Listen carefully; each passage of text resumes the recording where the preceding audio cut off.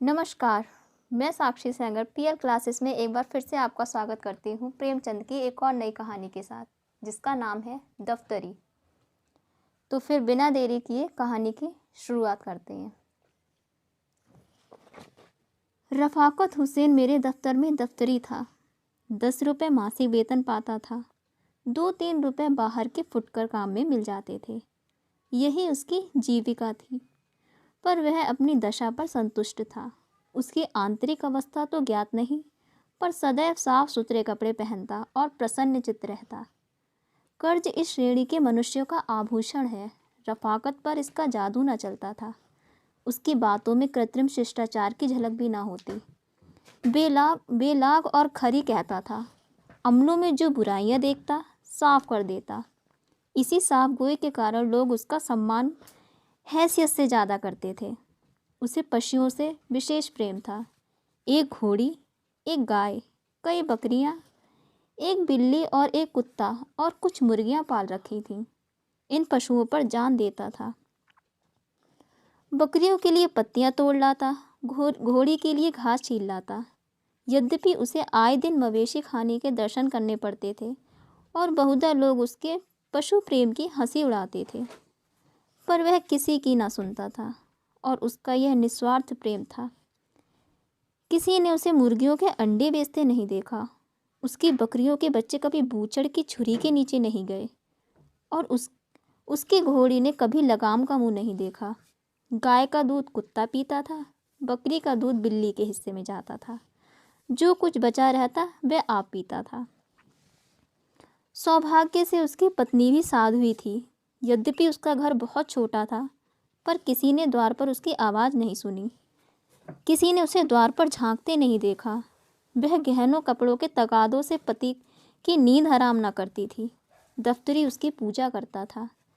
वह गाय का गोबर उठाती, घोड़ी को घास डालती, बिल्ली को अपने साथ बिठाकर खिलाती। यहाँ तक कि कुत्ते को नहलाने से भी उसे घृणा ना होती थी।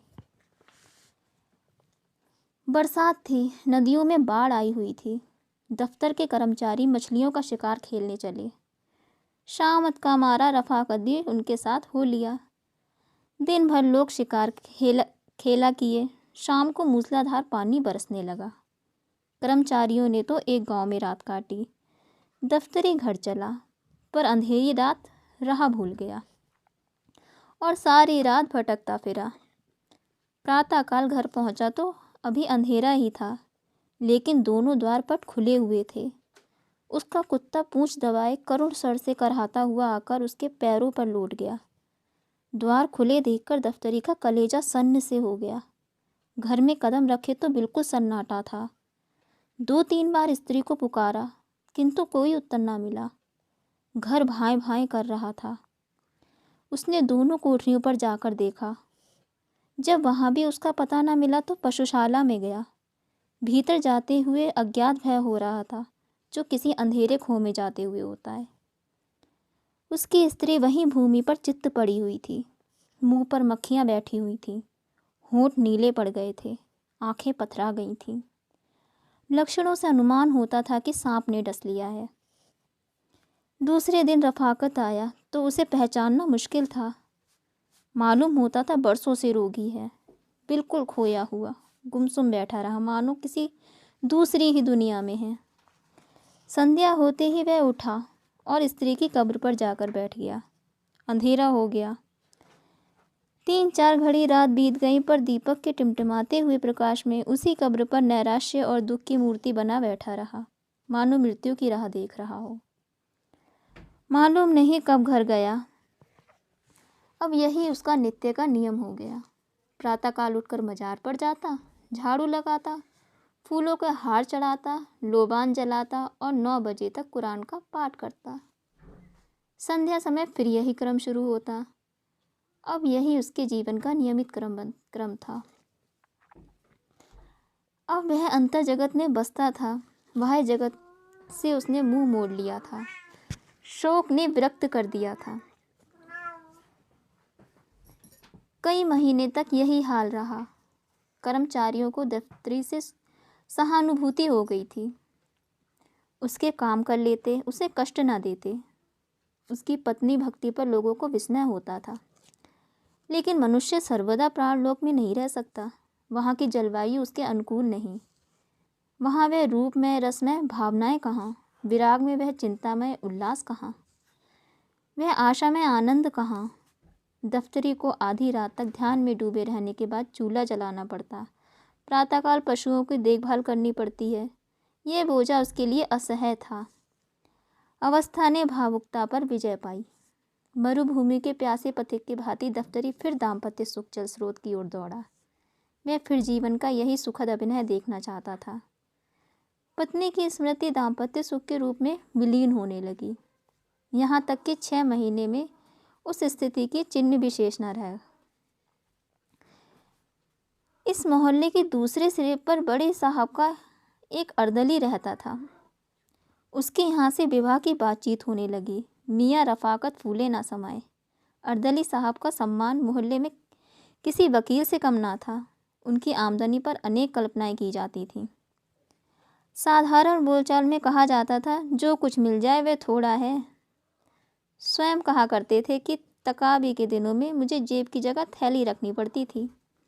दफ्तरी ने समझा भाग्य उदय हुआ। इस तरह टूटे जैसे बच्चे खिलौने पर टूटते हैं। एक ही सप्ताह में सारा विधान पूरा हो गया और नववधू घर में आ गई।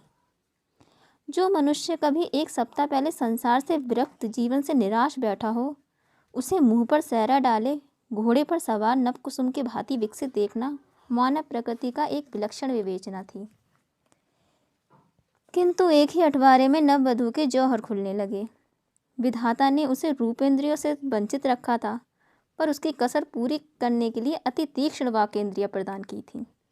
इसका सबूत उसकी वह वाक्पटुता थी, जो अब बहुधा पड़ोसियों को विनोदित और दफ्तरी को अपमानित किया करती थी। उसने 8 दिन तक दफ्तरी के चरित्र का तात्विक दृष्टि से अध्ययन किया और तब एक दिन उससे बोली, तुम विचित्र जीव हो।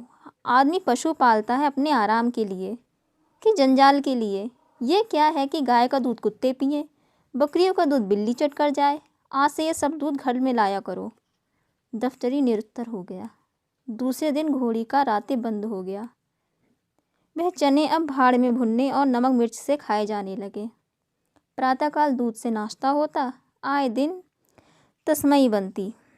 बड़े घर की बेटी पान बिना क्यों कर रहती। घी मसाले का भी खर्च बढ़ा। पहले ही महीने में दफ्तरी को विदित हो गया कि मेरी आमदनी गुजर के लिए काफ़ी नहीं है। उसकी दशा उस मनुष्य की सी थी जो शक्कर के धोखे में कुनैन भाग गया हो। दफ्तरी बड़ा धर्मपरायण मनुष्य था। 2-3 महीने तक यह विषम वेदना सहता रहा, पर उसकी सूरत उसकी अवस्था को शब्दों से अधिक व्यक्त कर देती थी। वह दफ्तरी जो अभाव में भी संतोष का आनंद उठाता था, अब चिंता की सजीव मूर्ति था। कपड़े मैले, सिर पर बाल बिखरे हुए, चेहरे पर उदासी छाई हुई, अहर्निश हाय हाय किया करता था। उसकी गाय अब हड्डियों का ढांचा थी। घोड़ी की जगह से हिलना कठिन था। बिल्ली पड़ोसियों के छींकों पर उचकती और कुत्ता घूरों पर हड्डियां नोचता फिरता। पर अब भी वह हिम्मत का धनी इन पुराने मित्रों को अलग ना करता था। सबसे बड़ी विपत्ति पत्नी की वह वाक प्रचुरता थी, जिसके सामने कभी उसका धैर्य, उसकी कर्मनिष्ठा, उसकी उत्साहशीलता प्रस्थान कर जाती और अपनी अंधेरी कोठरी के एक कोने में बैठकर खूब फूट फूट कर रोता। संतोष के आनंद को दुर्लभ पाकर रफाकत का पीड़ित हृदय उच्छृंखलत की ओर प्रवृत्त हुआ।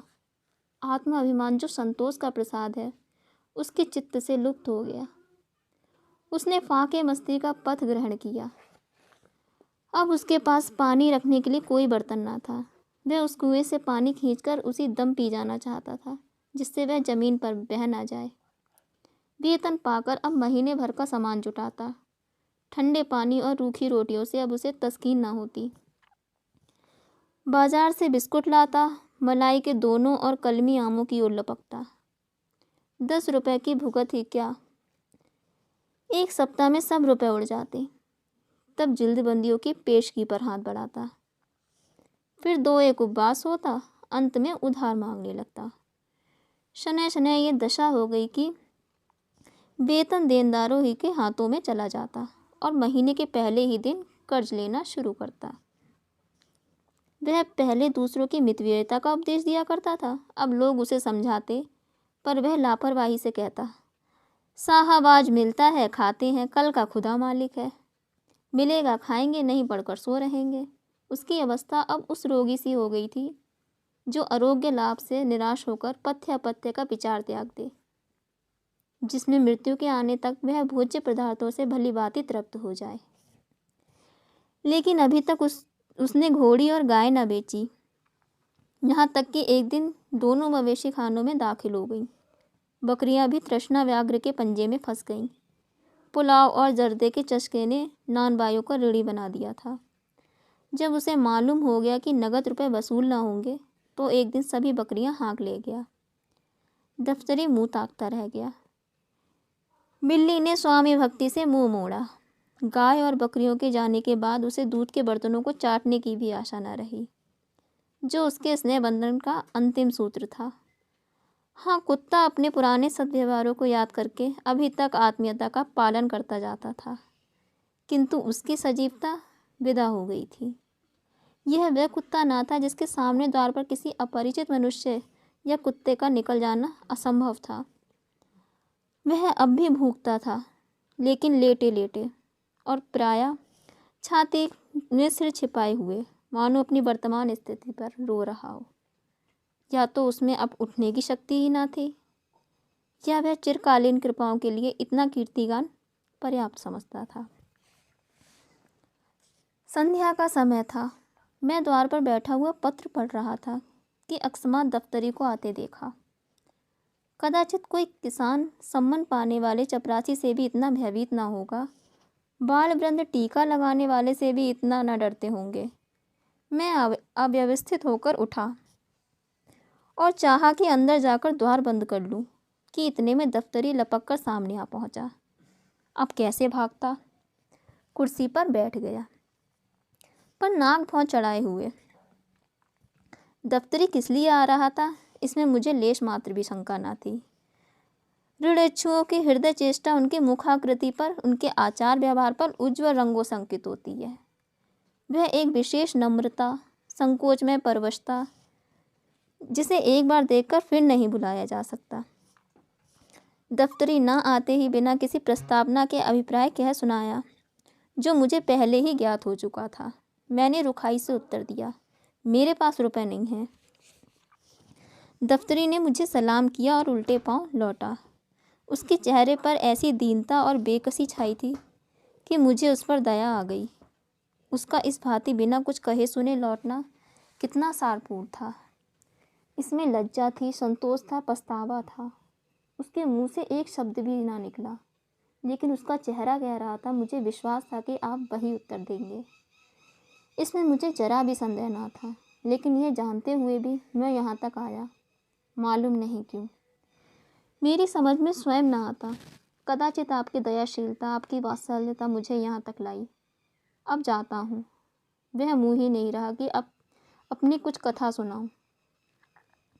मैंने दफ्तरी को आवाज़ दी, जरा सुनो तो, क्या काम है। दफ्तरी की कुछ उम्मीद हुई। बोला, आपसे क्या अर्ज करूं, 2 दिन से उपवास हो रहा है।